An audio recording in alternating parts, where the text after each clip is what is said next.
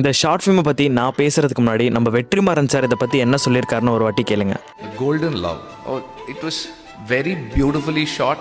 And when I say beautifully shot, it's creating a kind of emotion, how it was very well thought out, well written, and very controlled film.